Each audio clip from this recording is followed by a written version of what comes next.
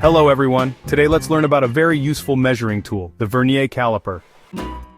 It helps us measure objects very precisely, much better than a simple ruler. First let's look at its main parts. These big jaws are called outside measuring jaws. We use them to measure the outer size of objects, like the diameter of a pen, a coin, or a bolt. On the top, we have these smaller jaws. These are called inside measuring jaws. They help us measure the inner diameter of things, like say the hole in a ring or maybe a pipe. At the end, there is this thin rod, and it's called the depth rod. When we slide the scale, this rod comes out. We use it to measure the depth of bottles, containers, or holes.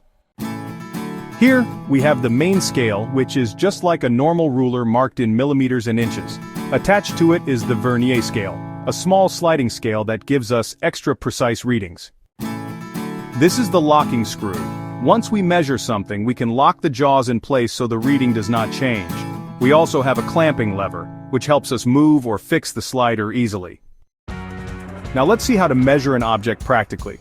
First, place your object, for example, a coin, between the big jaws. Slide the jaws until they touch the coin tightly, then lock it using the screw.